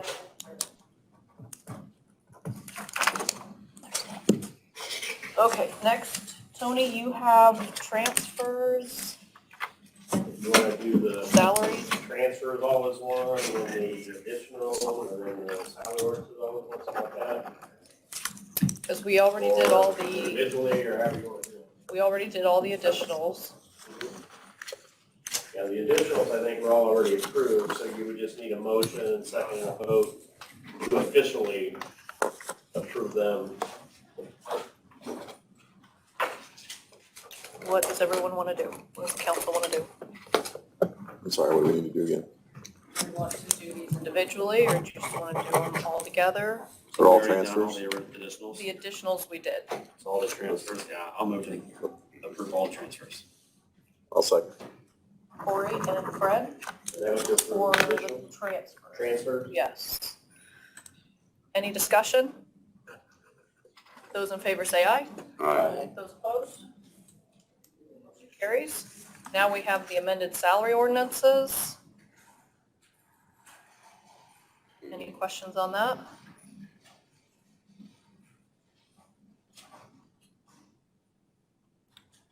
Do I have Which a one? motion? Which ones are the amended salary ordinances? It's this big, long Oh, page one. up towards the top. That one has the head mechanic Yeah. on it. I'd make a motion to accept the amended salary ordinance.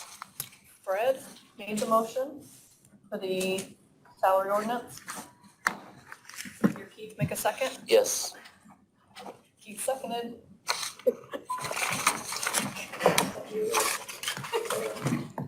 Any further discussion? Those in favor say aye. Aye. Those opposed? Motion carries. And Tony, you said we need to do one for the additionals? Yeah, I'd go ahead and have somebody make it, even though they've all been approved. Make a motion. We'll do a motion and a vote just for the minutes. Keith made a motion. I'll second. Kathy seconded.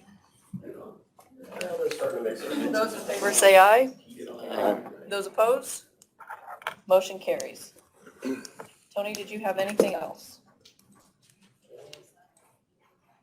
I just need you to, I'll need everybody to sign these, and I will start these out over with Kathy so they come back around to vet.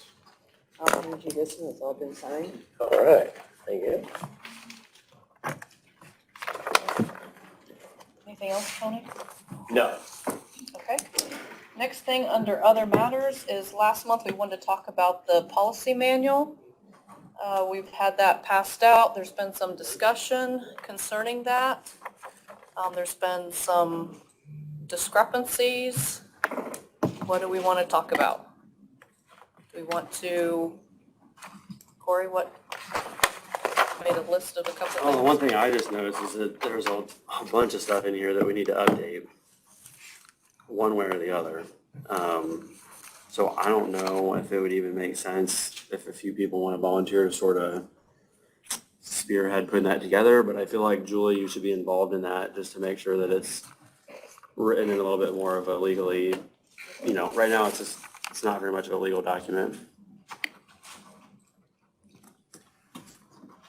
I mean, I can give you if you want a couple of things I noticed.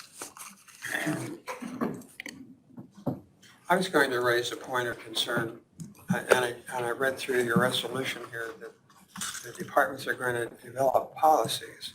So when does a resolution become policy, or does it ever? And some of them expire by way of, for example, COVID, wearing masks and things like that. That will eventually go away, I hope. But the fact of the matter is, when we enact resolutions like this, and I know there's been other instances that we just sort of take for granted that's the way we do business. I really think that some of these resolutions, and even the wage and salary schedule, should be part of the policy manual, so that it's, number one, updated annually, because that's when things change. And secondly, that everybody knows what they're supposed to know. And every new employee should read the policy manual, so they're included by way of process or information. I mean, if they have questions, this is the way they do things. I'm really policy oriented also. I think that's the answer to some of our problems. Which that's gonna be Shannon's, that Shannon will be meeting with the new employees and handing out the policy manual and explaining policies to new employees.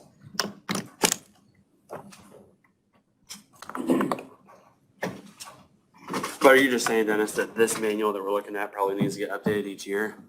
Yes. Yeah, that makes sense. Would we do that at the the first meeting when we organize everything, or at the last meeting? Well, that would be determined by way of policy. In first of the year would be ideal, but summertime would not be a bad Probably. idea either. That's right. I don't think it would make sense to do it in December because some of those members would be leaving. Right. It would be better in January or perhaps later, but with the new members that are on council. What were some of your, So some of it's formatting, but a few other ones I noticed, like this has got, it's got the old taxes in there. It's got the CAGIT, COED, all those which don't happen anymore. It's got the budget process, which we just changed that up. I think, to me, it's a little bit confusing on, like the agenda that's in there. Is that a prescribed agenda? Like, is that exactly how we have to do it each time? Or is that a sample one? It's a sample one. That's said in there, I read. Well, but it doesn't though, because it says the agenda shall be established by the Adams County Auditor, and then immediately under it is the line items. So it's kind of like, well, which one is it? Is that how they have to do it, or is it just a suggestion? Which that's why I think a lot of that could just get cleaned up. yeah, that I Usually if you're wouldn't say involved. by any means that's, because there's nothing else on there. That means we couldn't Right. talk about anything else. Yeah, That's clearly a sample, in my opinion. yeah. Well, and then you've got your salary ordinance that's in there. That Robert's Rules of Order page, I think, is a little bit confusing as well, because it starts off with, this is an abbreviated guide for effective management. Now, nothing in there seems to override Robert's Rules. To me, everything in there seems to be just summarizing what it is, but then you have a little bit of confusion because right there, the chair shall exercise authority in conducting the matters brought before them in terms of subject, time, and presenters. But then your other page says that the auditor is the one preparing the agenda.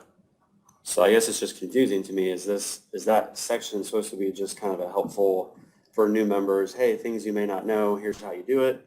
Or is it meant to be, if Robert's Rules conflicts, this overrides, which one is it basically?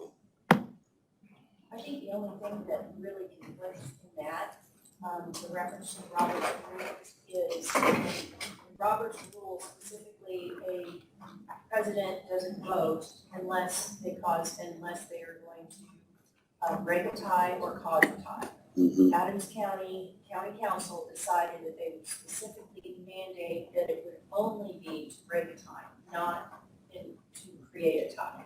So that's really the only deviation that I read between spelled out and the actual Robert's Rules of Order. It pretty much follows it. Right. And this is like a county council manual as well, right? So do we need wage scales and stuff in there? I mean, isn't that more of the county as a whole and what, I don't know why that's there. Yeah, I agree. And so, like I said, he was talking about wage scales, the wage scale and all that stuff being in there, and even the list of taxes that are in there. I don't see I see the county council manual as being kind of a mode of operation for us to kind of follow as a body. So the wage scale, the tax, listing the taxes, to me is all part of our business, but not part of how we do business. I don't see why it would need to be there. The procedural manual should focus on just how meetings are conducted. Yeah. How the public can access the council, the means by which they can get on the agenda. Maybe if you want to create standards as to who can't get on the agenda, who to contact, those are the kinds of things that should be in the policy manual. So we could like just totally get rid of that stuff, because otherwise you're messing with it every year. It's confusing. Yeah. What we have is what we have now, so you would have to vote to decide either to get rid of it or vote to reconvene next month with a draft that you would go through line by line, and make decisions about what parts of it need to stay, what parts of it need to go. And I would think, Dennis, if you were the one that originally drafted this, part of your purpose was probably, in addition to just being like a binding document, it was probably also meant to be a little bit of an orientation for new members as to here's kind of how things work. And if that's the case, it might even be like an addendum to this or an extra section that is clearly laid out. This is not like these are not rules. This is not an ordinance here. This is just teaching, kind of getting you in the mode or something like that. But as long as it's separated out that that's what it is. But this would be a procedure that we want to follow. Yeah, so that's why you got to have those. If you want to accomplish both goals, they got to be separated somehow. I think it's going to take some discussion among the council and with Julie Marie's guidance. Not speaking for Dennis necessarily, but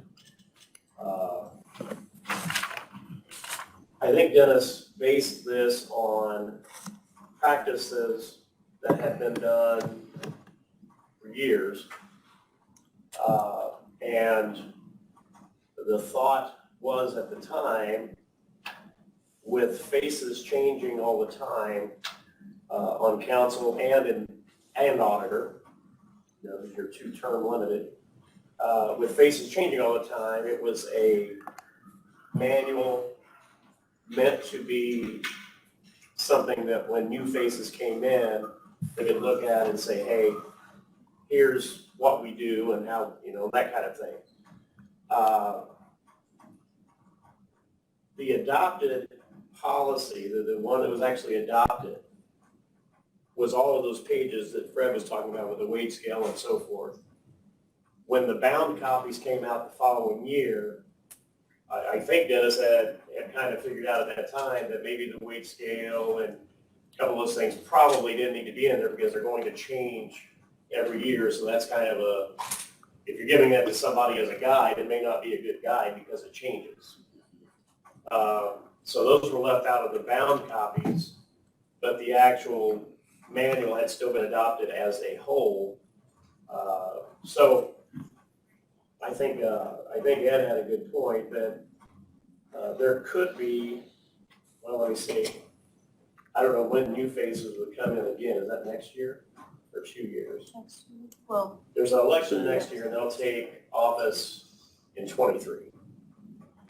So the current council as it sits now has plenty of time to discuss amongst themselves in a work session or in an open meeting or however you want to do it. Hey, do we need this? Do we want this? How do we change this? Because when I was council president, I worked with the auditor's office, on the agenda. And I would say, hey, what do we have on the agenda? If it looked lengthy, I'd look at it and say, can these guys wait till next month?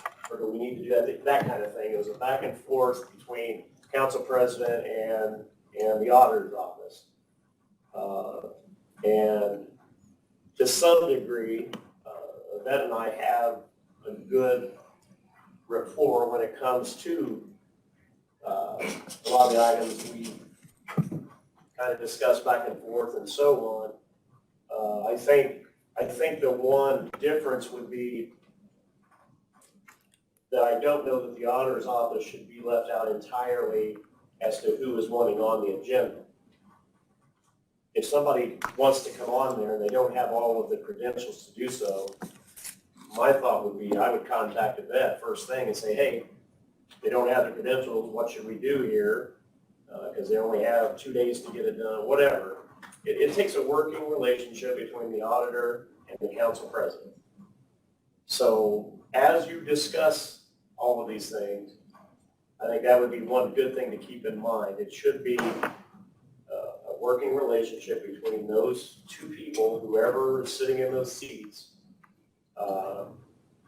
So I guess that would be my 2 cents, but I gave you nickels worth.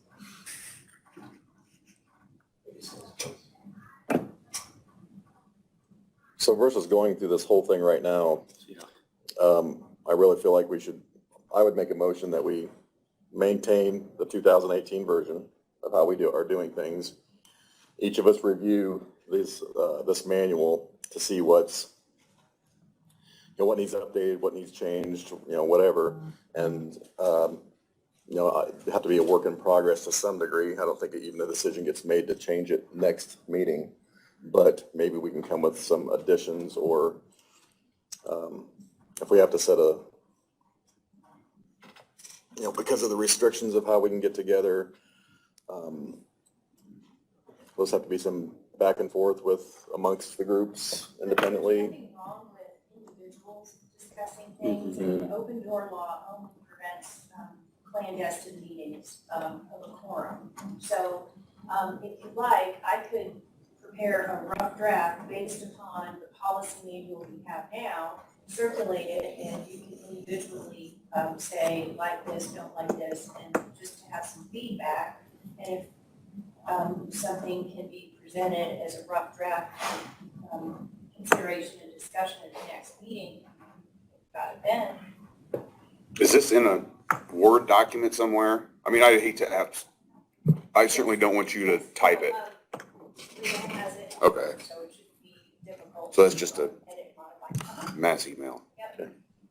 My recommendation would be after we approve it, the entire document needs to be uploaded online so that the public can see this is our actual policy manual. Because currently, you said there was a page 8. I didn't receive a page 8. There's no page 8 online. Alright. You talk about the agenda, there's nothing mentioned online about the agenda. My version had nothing about an agenda. So the entire document in its entirety needs to be available to all council members and the public. Right, that's what the discussion is. Right, we I agree with simply need some consistency and uniformity. That's right, there were a couple of different drafts and there were pages missing from it. So we just need one clear, concise understanding as to what the policies and procedures are. And it can change every year. I mean, the House of Representatives, every single year, goes through and makes whatever edits that they want to the Jefferson Manual every year. So you can do that. So you're saying basically you would draft up kind of a gist of a first round of trying to encapsulate, here's where we are, where I think we're currently at, what it looks like, how it's sounds. And then we can all send back to you, hey, this, that, and the other. And then if you're like, hey, we got people saying different things, that's when we might need to have either put it on the agenda or do a work session or something like that. Well, any policy and procedure is a work in progress, and it never stays the same forever and ever. And as we evolve into our different roles and then responsibilities and or circumstances, changes like COVID did, we should be able to adapt to those changes by policy, not just say, well, this is the way we're going to do it today. This is the way we do it, period. Not just today, but tomorrow until you want to change it. So Julie, procedurally then, just to sort of keep everything status quo between now and then, what's the right motion? Like we said at the last meeting, inaction is action in that case. The current draft, as it was intended to be adopted and was adopted, we've got some members here that were there, is what needs to be followed. But like Dennis said, it's a work in progress. Something else you need to think about, I did send out, just a suggestion, but, April 20th, the legislature enacted, a law that would allow for electronic meetings to continue even after the COVID emergency. So you do need to consider whether or not you want to implement that, to what degree you want to implement it, and that would, if not this time, maybe some future time, be incorporated in part of the procedures and policies. So something else to think about it, because it will be a working document. So the electronic meetings, I mean, I asked you about that statute right before this, just for some clarity. In layman's terms, what all is that saying? Basically, it allows us to meet using telephones or Zoom meetings or council meetings rather than everybody having to appear in person. Okay, that's all it is? That's all Okay. it is. I gotcha. That should be included in that manual, But so. it hasn't been officially approved as a Right. policy, so until the council does that, then, it's not gonna be part of that. It's just an option available by statute now. So I would make a motion then to operate under the 2018 manual as it was written and intended at the time until, and then Julie Marie said you put this together in a consistent format and send it to us for us all to go through and note up how we feel like it, whatever needs to change or be amended or whatever, and then we can all have some input into that, right? I mean, I think we need to tweak that a little bit. Go ahead. I was saying, just to be clear, it got brought up of who was running the agenda, the council president or the auditor. So are we going back to That's what I don't know. You the want to switch auditor? that in the middle, and then what I mean, like we don't know if we're going to stick or switch back. I don't know that we want to go back and forth. Well, in the middle of the year. If you keep it the same, Yvette and I are still gonna do what we're doing and work together on the agenda, whether I'm putting it together or not. I mean. I was just trying to eliminate. I don't know that we wanna contact all of the Start all over again. people out there and say, oh, well, now you do this. However, I think all it would mean is Yvette can simply let me know who's wanting on the agenda. And we can discuss between the two of us why they should or shouldn't be on that month or the following month or whatever. I think it's, with the auditor setting the agenda, the auditor's office actually, because it wasn't always the auditor, but the auditor's office sends the agenda out, which we still do. Going back to what Fred is saying, keeping that the same, is going to be a conversation that Yvette and I can have as to what we do as far as the agenda next month and until you guys get together and adopt whatever you end up adopting. Personally, I think the council president and the auditor should always work together on setting the agenda and have discussions on that,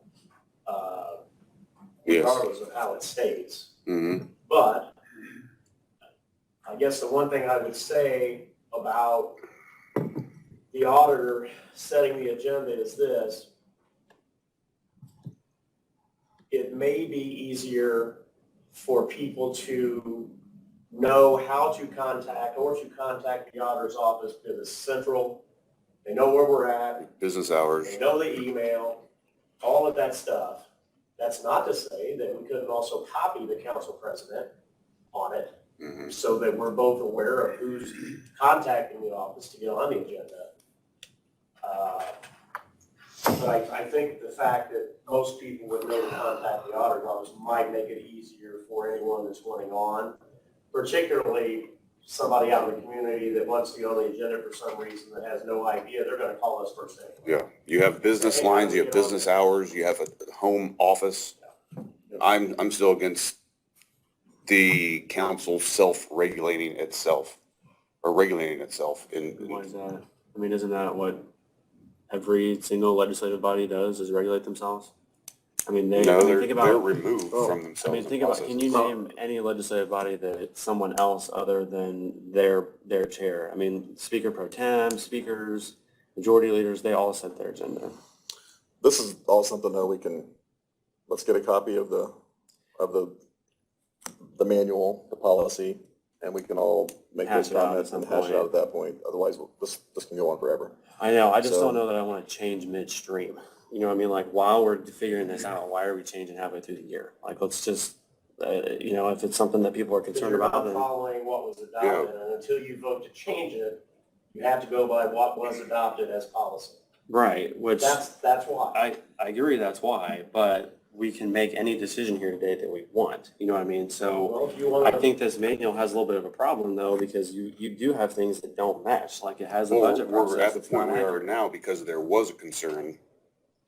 So that's I'm what saying brought us to we this. can't just So walk away from this. staying at the position of concern, I don't think is gonna solve anything. Right, but I don't think you can walk away from this manual today and say, we're not making any changes, it's what's standing, because it's not what we're doing.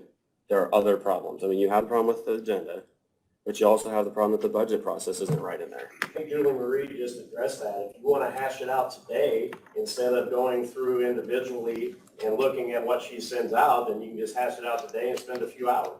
Well, I mean, I guess I do not would, want to hash Change this out today. anything, you're changing No. what was adopted. right, but I guess what I'm saying is, maybe I'm misunderstanding what you're saying, or sorry, Fred, but I think you're saying, let's sort of keep the status quo here. I mean, you're saying keep this, but I'm just saying, let's just keep the status So quo. one thing I want what we're to doing. make sure of, because I was just stopped in the store again just this last week. Somebody brought concerns that they couldn't get on the agenda. And I think that And that needs was to be just last answered, week because in I the think store. there was a confusion on that. Right, they're not following the deadlines. The department heads Well- and Tony sent that email out explaining it. We There don't are even, department and the thing heads. is, though, unless somebody does stop me outside here, I don't even know that. Right now, the But did you decision's up deny with them? one person. No, they didn't meet the deadline. There's- They didn't there's- file the paperwork. There's no transparency, in my opinion, that And so that, we have to have that. And we have to make that opportunity to the general And public. I think the policy between- manual needs to explain the deadline so that all council members know you can't just file something the day before. It's got to have the time frame to be And advertised. that's what we're proposing, that's why we need to get this cleaned up but we also, if it is the day before, then, and there's a legitimate reason for them to not be on there, that's fine. You're right, we need to get that out there. However, I still have, again, as recently as last week, walking through the store, somebody stopped me. If it So- doesn't go through the auditor's office, we wouldn't necessarily have the proper paperwork in front of us because they're going through the council president. If it were going to both, we would know what paperwork we need, what papers go out. Now, we told the vet what the deadlines are, and so forth and so on, but it would still help for our office to have knowledge of who's asking what and what paperwork they have so that we can tell them, you need this by then or whatever. But I still go back, Corey, to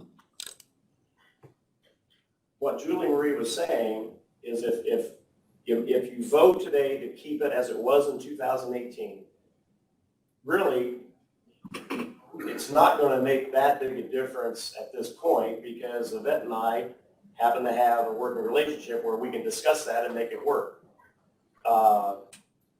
So it gives you time to have Julie Marie prep all of this stuff, change what you're talking about, so forth and so on, send it out individually, you individually get back with her, she comes to you next month or the month after or whenever it is, and says, this is what I got from what everybody was saying, because I don't think you can you can't piecemeal it.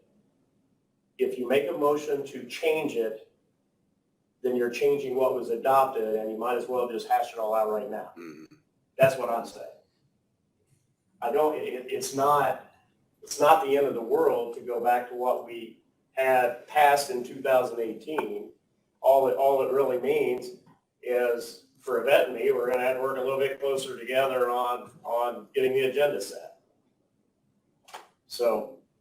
Which I guess I'm just saying, if I think we're in agreement on how we want to get there. The question is just between now and then, I would say let's just make as few, just not rock the boat, you know what I mean? Let's just keep things pretty the way they've been. But I'm Between now asking and then. why. I don't know.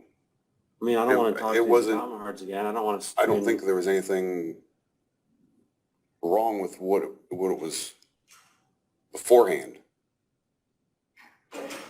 I'm not sure why you'd want to take that route. I wouldn't. I'd want to remove myself and, I guess, speak to things that are brought to me, in my opinion. I wouldn't want the headache. Well, they should be working together on it, but it seems like right now, there's times when people are not getting on and we don't know why. And so that's.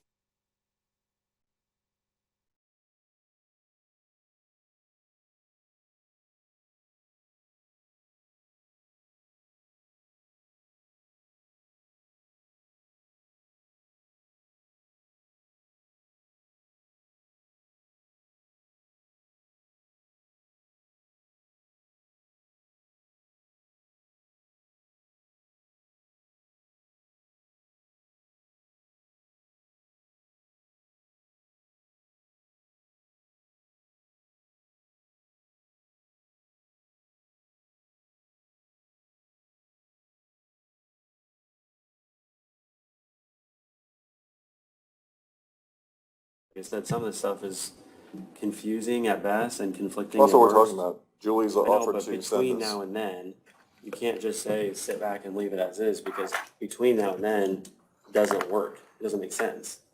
Well, I think we'll have to address each situation as it comes up because everything could be a hypothetical and we could sit here all day.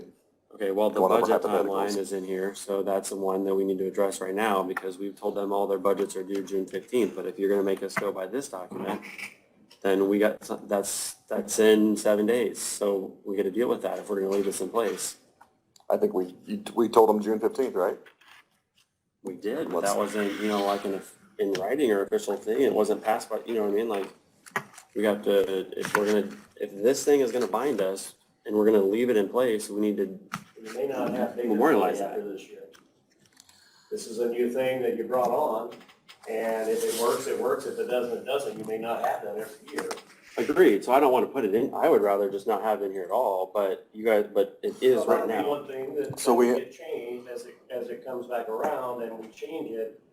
We have determined a date for this year, right? So that was a council decision and it's made and it's going outside of what that says. So we've already dealt with that and done that. Was it a council, was it actually voted on though? No. I think we agreed to take them and let them drive it. Is that enough? Yes. Okay. So each thing as it comes up between now and then, obviously we have some things to clean up in the policy. But again, to sit here and hash out every single hypothetical would be impossible. So we need to, Julie will put that in and send it to us then and we need to all start working on that. So looking at this agenda today, I think the only thing that didn't go through the auditor's office was Dennis Bloom's healthcare report. Everything else was filed with the auditor's office, and then I was notified, and then put it on the agenda. It's like I say, it just means we will maintain closer contact, and if you or I have somebody contact us wanting on the agenda, if I get something, I will email you. If you get something, you email me, then we will discuss it. That's the way it's always been, that's the way it should be. So we'll continue down that road for now. Julie's gonna help us out, get us a copy. We'll mark it all up. And try to come up with it'll be a living, working document for a little while, it should probably always will be, but, hopefully we can address some of the inconsistencies and some of the maybe unclear messages that we have. So we're gonna keep the auditor sets the agenda, work with Fred. Yes, At this time. I second. What are we motioning? I thought we said we don't need a motion I don't on this. think we don't need a motion if we're continuing, right? We're just- we're going- If it's already that, you don't really need to vote to continue something you already have adopted. So there will be an email sent eventually when you to change. the department certain heads. things, then That is what I really do not think is a good idea. I mean, if you, I mean, I think Tony said we don't need to go out and tell them all this stuff, right? Which Well- right now they emailed me and copy you, or it's vice versa. Right, I mean, if, because I You're see, in a transition Corey, I see period. your point on that. Well, we shouldn't have been in a transition period, so I think we're correcting our error by But making since we everybody don't aware. know the end conclusion, you're gonna do a whipsaw type thing with everybody when you don't know. Possibly. it. But All we need but to do why, is tell why? people to contact both of us. Contact myself, Annabeth, copy each of us on that. Because this will go out in minutes, newspapers are here, it's being recorded. I can go out and walk up and down the street shouting it. That's a little warm up. You know, Tony, even to the point where that might be part of your job description, by way of communicating agendas to proper authorities. Playing golf tonight. Just in case of course. Were you saying something, Julie Marie? I was just saying, what you were saying, John, I understand the issue and your concerns about transparency. In fact, Robert's Rules of Order specifically does indicate that the president or the chair needs to be neutral. So if extrapolated from there, it would make sense that somebody besides a member of the council be the person to decide who is going to be on the agenda to avoid any appearance of favoritism, partiality, what have you. So I understand what you're saying, and that may very well be the purpose behind Dennis and the other council members' decision to have the auditor set the agenda rather than the president. I don't know, I wasn't here when it was done. You could speak to that, Dennis. Well, I think, right, we're gonna continue as we're going, right? I mean, Send if an there email was a to- motion, I would not vote. I would say, yes, continue as we're doing today, not That's- as that is. But that's notifying everybody that both of them need to be notified. I would make a motion that we stick to the 2018 adopted manual, the auditor setting the agenda, and move forward as we should, as it states. And while we review the that's separate. manual, yeah. That, Until further vote of the council, the 2018 will stand.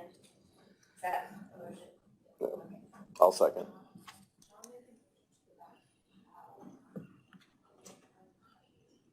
Before we vote, I would just say I agree in principle, but I would just not rock the vote in the interim. I would have just kept things as they are until we get this worked out in a month or two. To me, you're causing waves unnecessarily.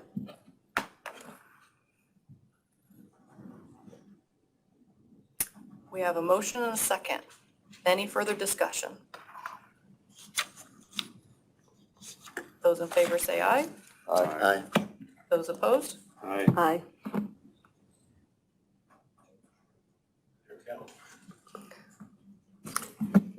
Four to two? Got a council, commissioners.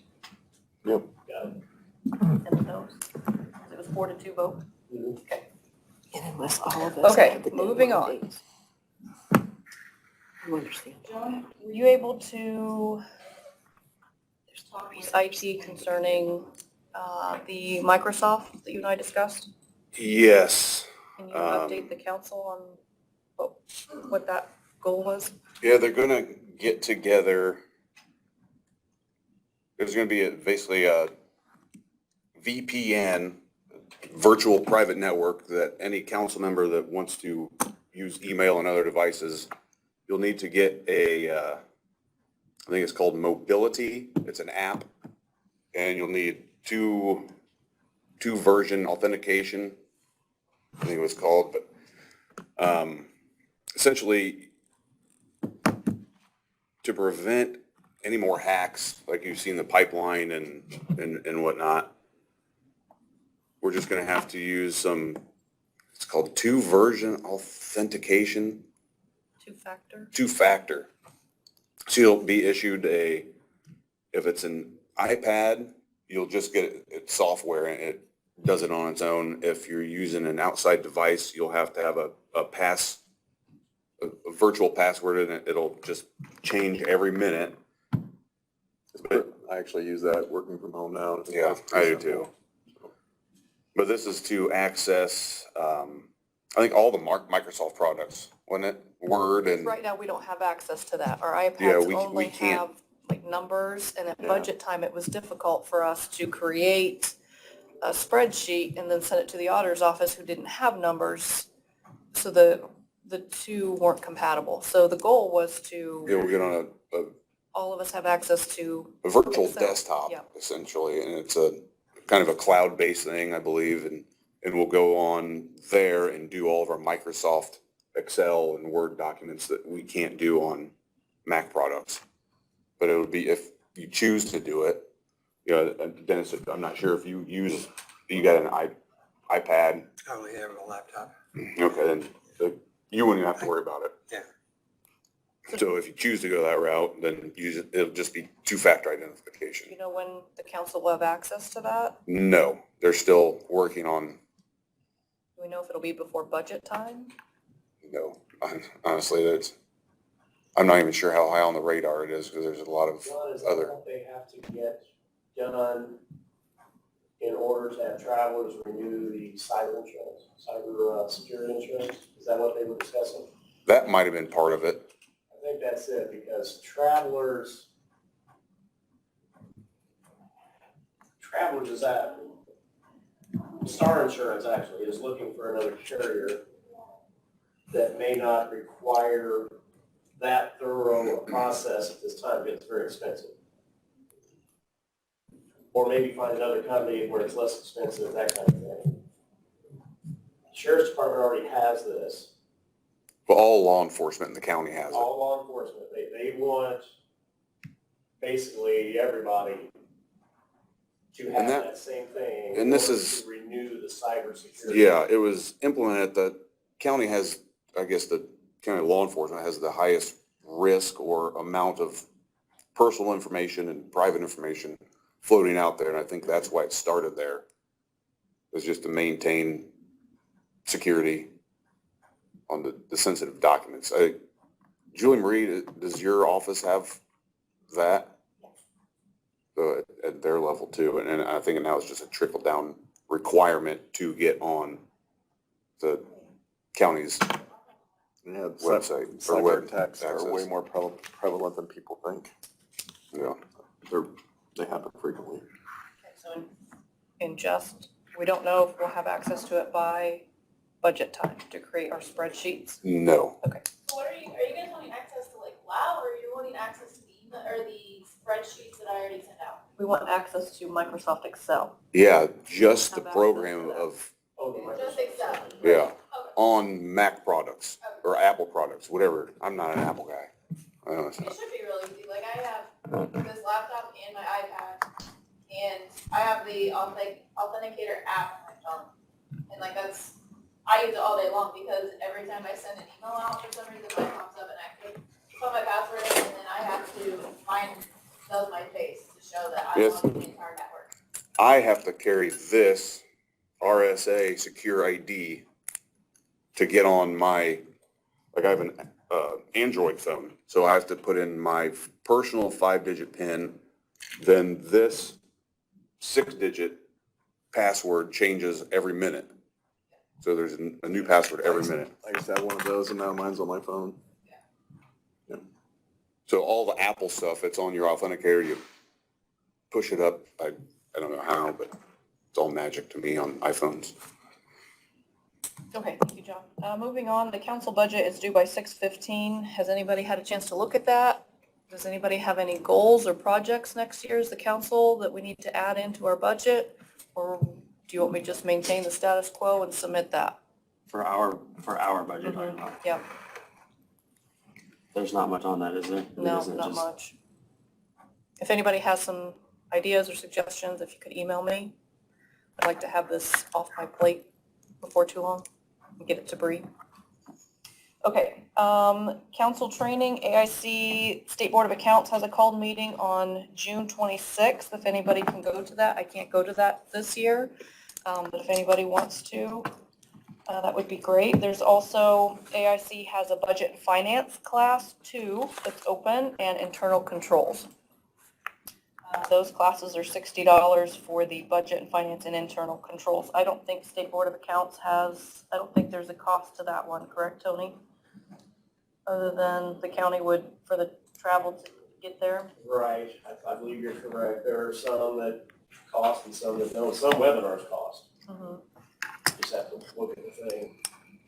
Okay, so any council comments concerning meetings with designated department heads? Anybody met with anybody lately that they want to? I've met my requirements, the highway and health department, so I'm finished. I'll send a report if that's what's required. Yeah, if you found out anything of importance that you would want to Well, tell the council? I don't want to comment too quickly, but the new salary ordinances that Tony sent out look to have a 1% increase from what I quick review. And is that something we've agreed to for next year? No. That was last year to this year. Last year. Yeah, there was none. Not this year to That next was year. last year's figures. Yeah. That was just informational. Okay. But I did not discuss salary options to any of my parties. We don't know what it is We yet. haven't arrived at it yet, and they didn't suggest anything either. So, Any council board meeting reports? Any boards anybody's on? Supposed to have a meeting with community corrections yesterday, but it got moved to the end of the month. Yep. Okay, any citizen comments? No? Department head comments? Any other matters properly presented? All business has been conducted, then I would entertain a motion to adjourn. Motion to adjourn. second. Fred and Dennis, all in favor, say aye. Aye. Opposed? Motion carries.